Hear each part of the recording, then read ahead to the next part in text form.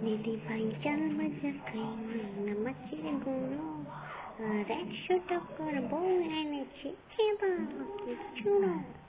দিদি ভাই চাল ভাজা খাই মাইনা মাছের গুঁড়ো আর 100 টাকার বউ এনেছে এবার আমাকে চুড়ো।